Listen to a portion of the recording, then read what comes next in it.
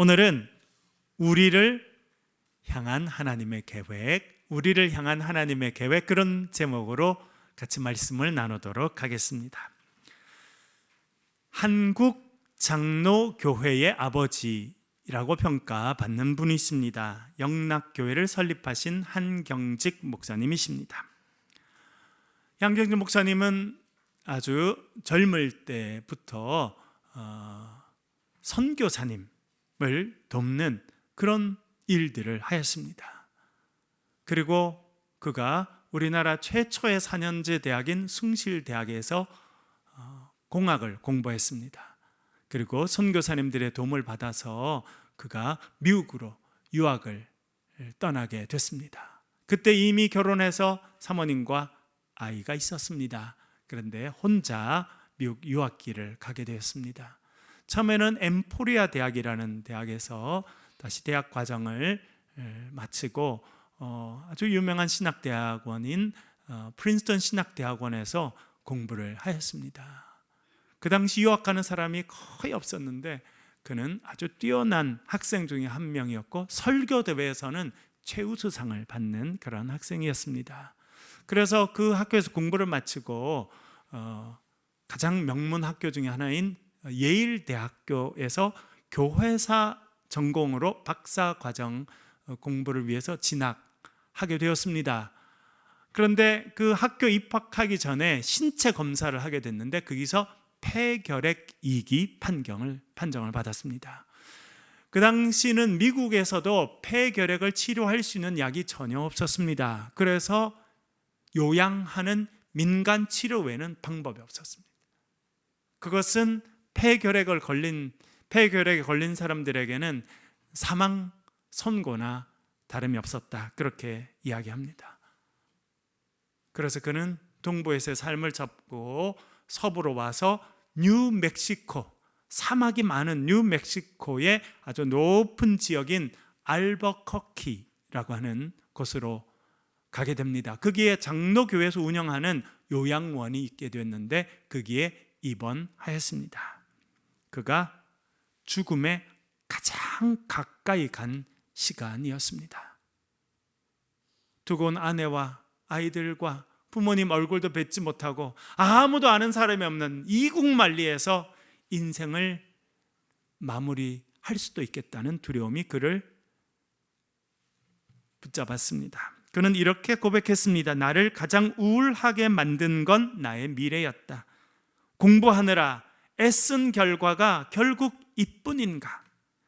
나의 인생을 아무도 모르는 이 외로운 곳에서 마칠 것인가 하는 생각이 들 때면 우울증에 빠져들곤 했다라고 적었습니다.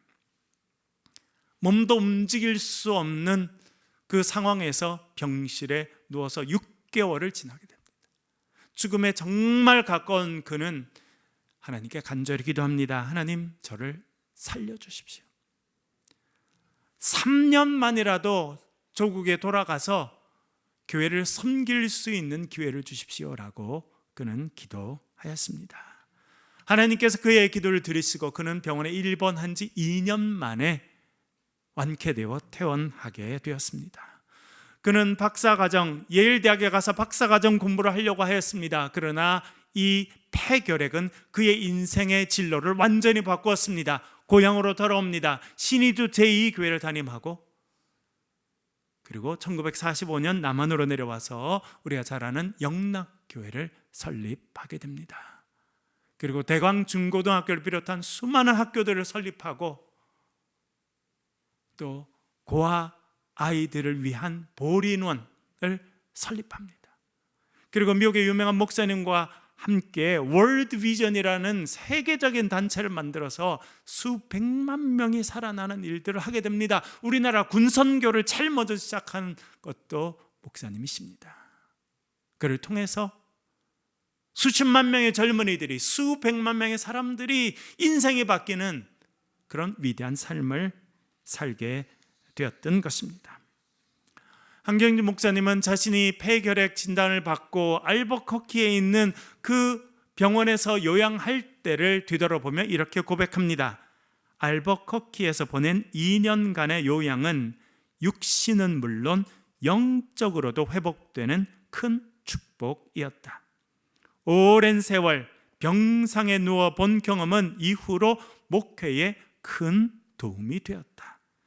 병중에 있는 지체들을 잘 이해할 수 있었고 하나님의 위로하심을 내 경험을 통해 전할 수 있었다.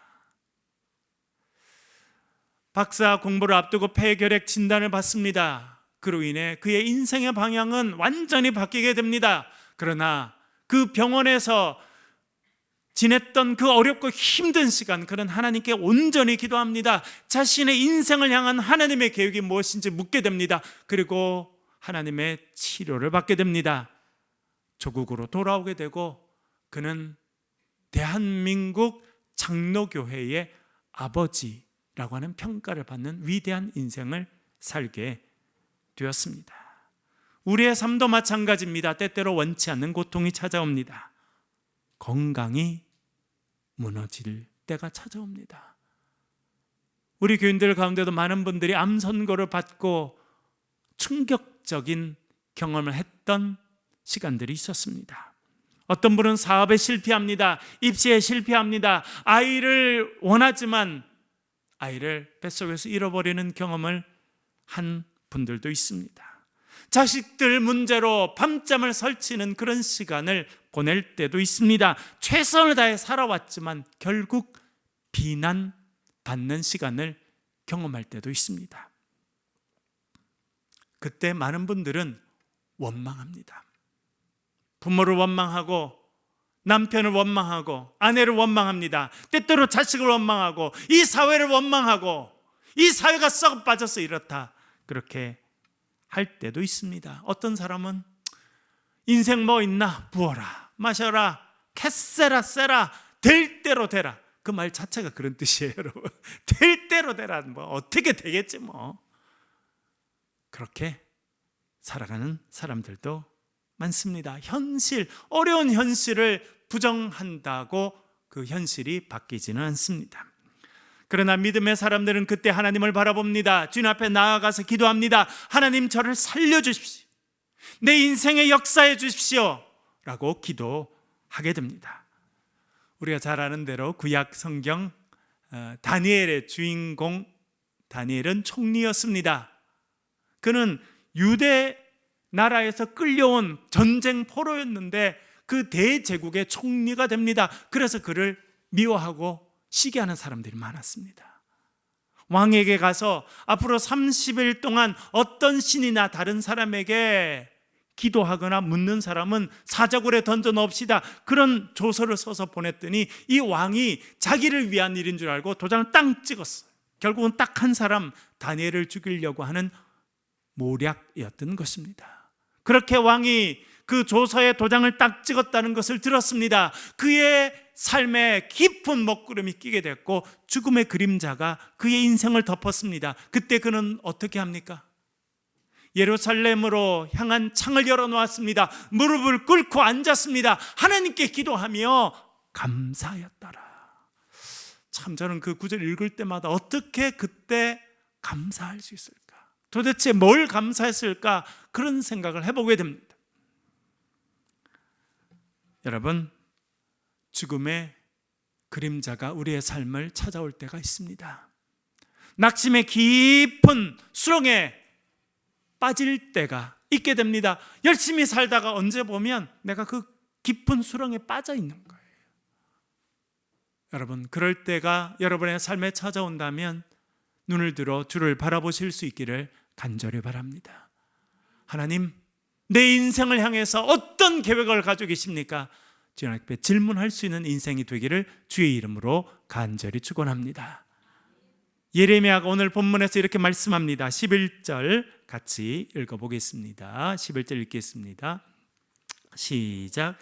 여호와의 말씀이니라. 너희를 향한 나의 생각을 내가 아나니 평안이요 재앙이 아니니라. 너희에게 미래와 희망을 주는 것이니라. 아멘. 예레미야가 이렇게 말합니다. 너희를 향한 나의 생각을 내가 아나니. 여러분, 여기서 너희가 누구입니까? 남유다 백성들, 예루살렘 백성들이었습니다. 그들은요 깊은 위기 가운데 있었습니다. 그 당시 강대국이었던 바벨론이 3번에 거쳐서 남유다를 침공하게 됩니다. 3번째는 이제 예루살렘도 무너지고 성전도 완전히 무너집니다. 이제 3번째 위기가 찾아오기 전에 이루어진 일입니다. 벌써 첫 번째, 두 번째 침공이 있었습니다. 두 번째 침공 때는 왕을 잡아갔어요. 고관들을 끌고 갔습니다. 괜찮은 청년들도 다 끌려가는 그런 처참한 위기를 겪고 있었습니다. 그리고 이제 다시 한번 바벨론이 침공한다면 이 땅의 모든 것이 무너질 것이다 라고 하는 엄청난 두려움 가운데 살고 있을 때였습니다. 이렇게 위기를 처하고 있는, 어떻게 해야 될지 알지 못하는 그 백성들을 향해서 예레미야를 통해 하나님 말씀하십니다. 너희를 향한 나의 생각을 내가 알고 있다 말씀합니다. 여기서 생각이라고 번역된 단어가 있는데요, 마하샤바라고 하는 단어입니다.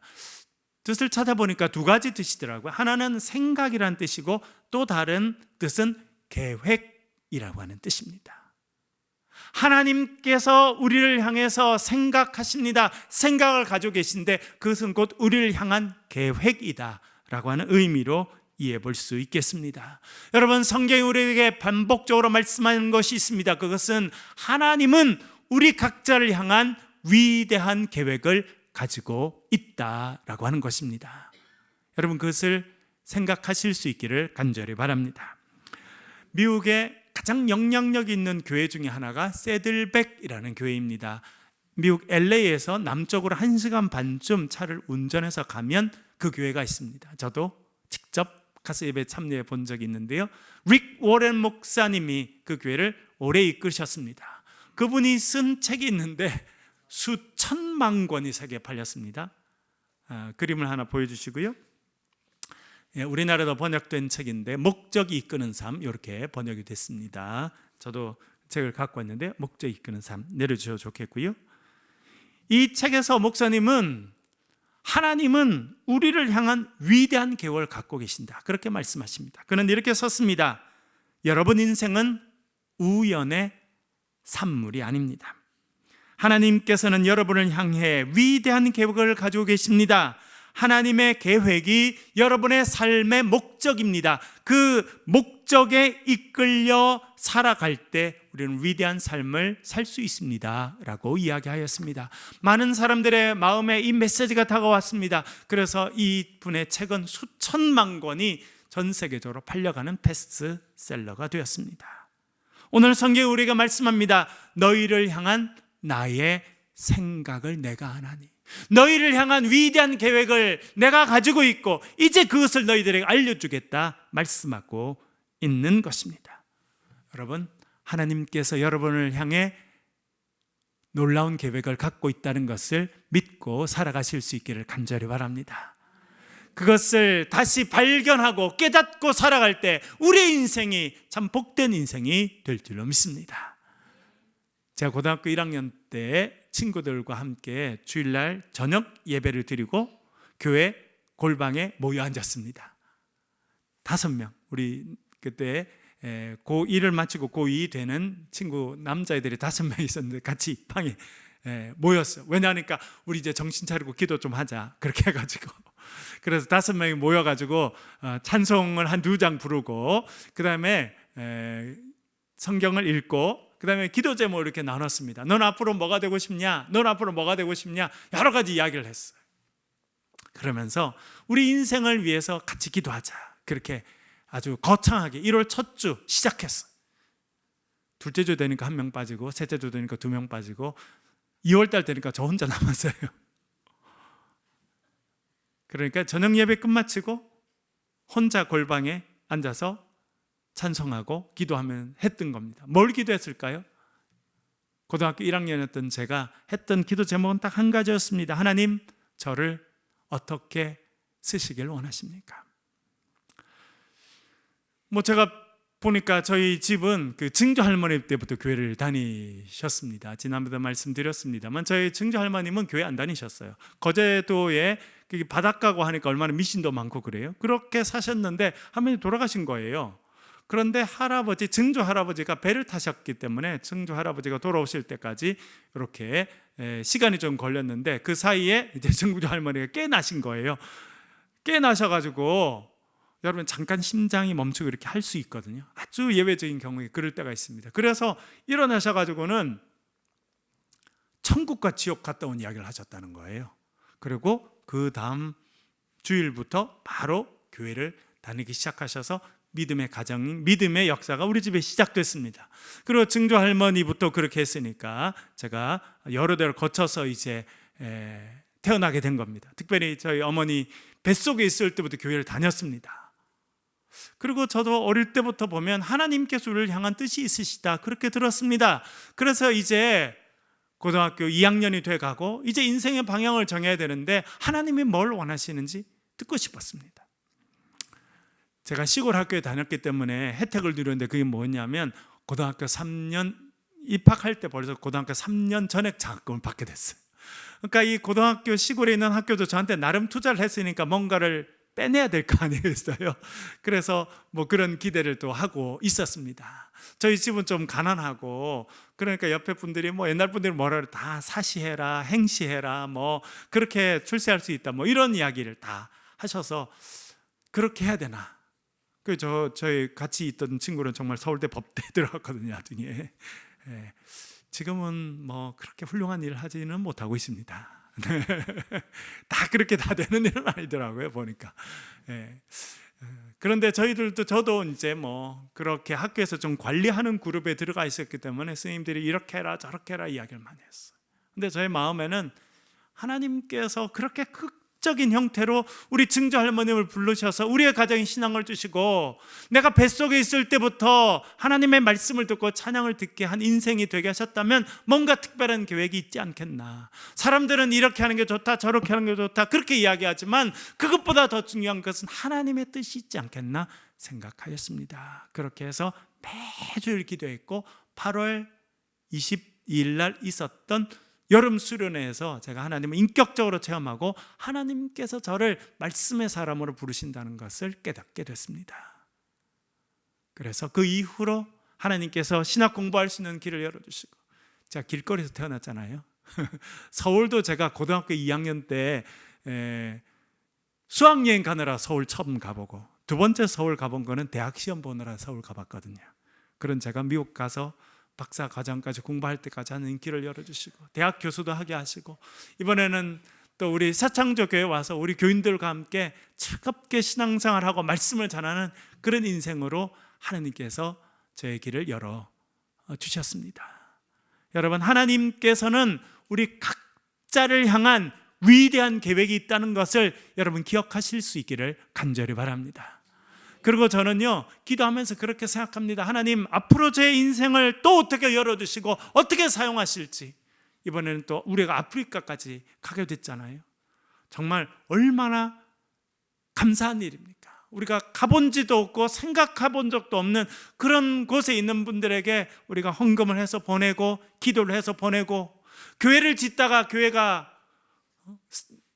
공사가 중단돼서 얼마나 많은 분들이 낙심하고 절망했겠습니까? 얼마나 기도했겠습니까? 근데 하나님께서요, 저와 여러분들을 그 기도에 대한 응답으로 사용하시는 거예요. 이 자체가 얼마나 위대한 일입니까? 하나님께서 우리 인생에 더 위대한 일들을 계획하시고 이루어 주실 줄로 믿습니다.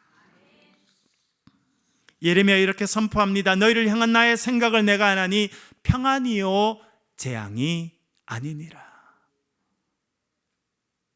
다시 한번 말씀드립니다. 너희를 향한 나의 생각을 내가 아나니 평안이요 재앙이 아니니라.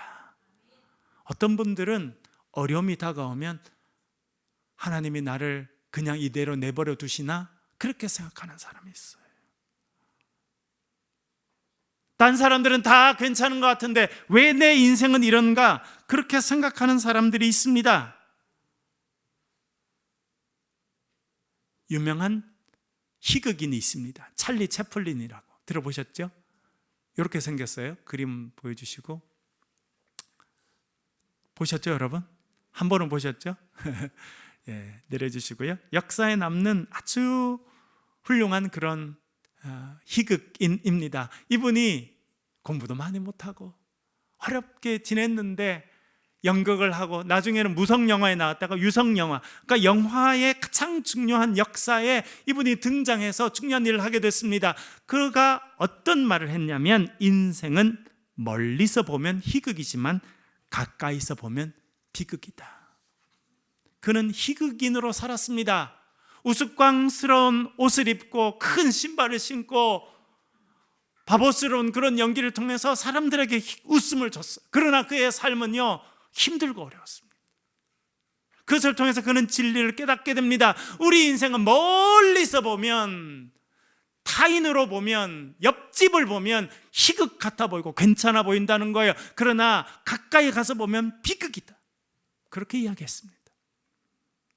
저도 목회하면서 그것을 많이 깨닫습니다. 제가 부목사로 목회했던 곳 중에 하나가 LA 지역인데, 그 중에서도 웨스트 LA는 좀 잘 사는 사람들이 많습니다. 그 중에 벨에어라고 하는 지역이 있습니다.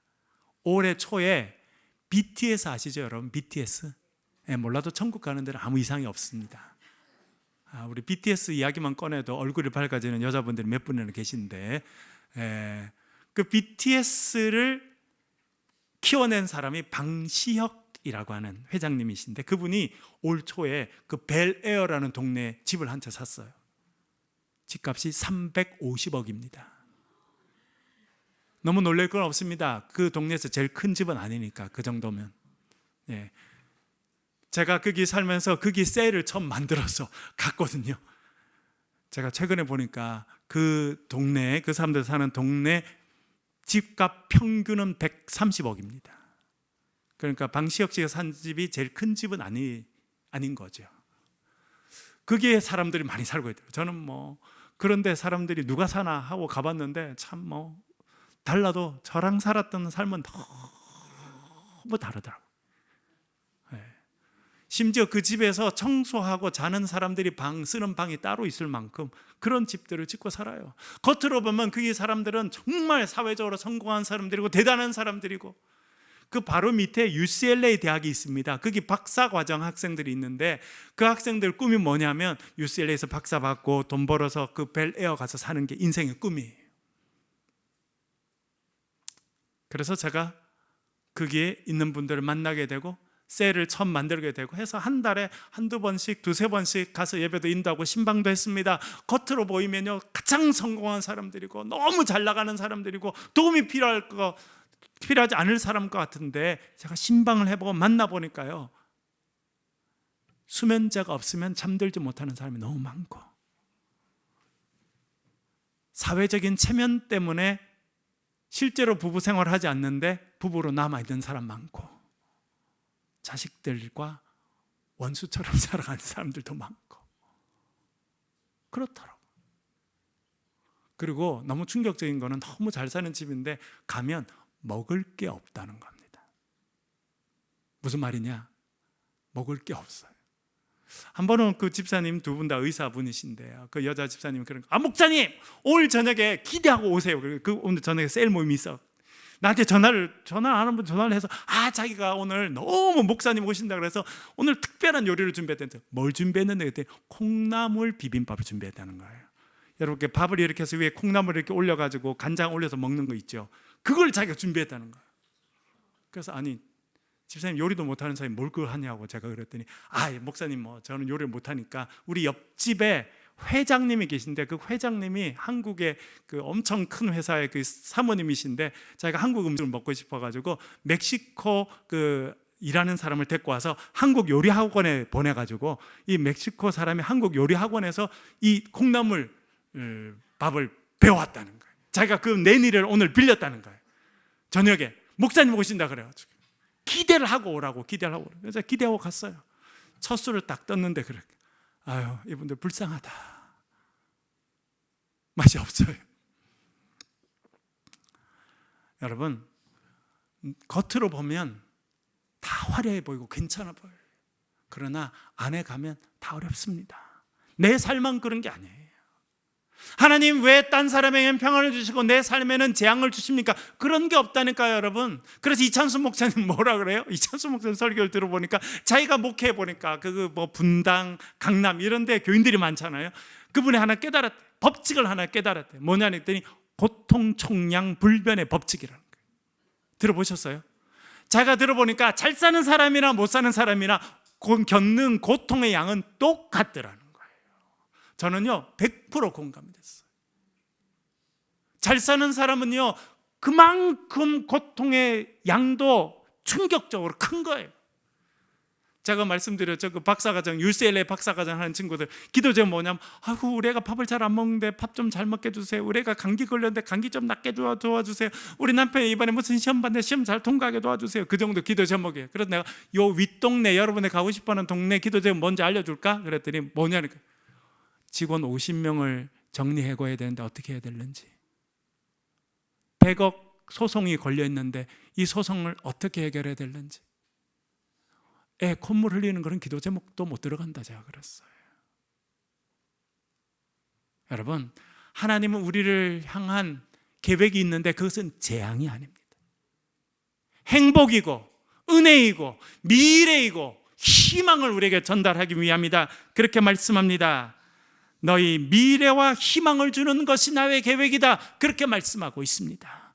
여러분, 하나님께서 저와 여러분을 향한 위대한 계획이 있다는 것을 기억하실 수 있기를 간절히 바랍니다. 목사님, 저 이제 80이 넘어가지고 무슨 내일의 희망이 있고 그럴까요? 그런 분이 없으시죠, 우리 교회는? 여러분, 여러분의 목숨이 다하는 그날까지 하나님은 여러분을 향한 계획이 있으시고 여러분을 통해서 이루려고 하는 뜻이 있으시다는 것을 기억하시길 바랍니다. 아까도 말씀드린 것처럼 여러분, 우리가 기도하고 힘을 모아서 저와 에티오피아 그 가난한 동네에 있는 사람들, 교회를 세우다가 그만둔 그 사람들에게 우리가 헌금을 해서 보내고 기도를 해서 보내고 격려하며 그분들이 얼마나 하나님의 은혜를 체험하겠어요. 하나님께서는 우리를 축복의 통로로 사용하길 원하신다는 것을 기억하실 수 있길 바랍니다. 여러분의 삶에서 축복의 통로로, 여러분의 삶에서 위로의 통로로 쓰임받는 저 여러분 되시길 주의 이름으로 간절히 축원합니다.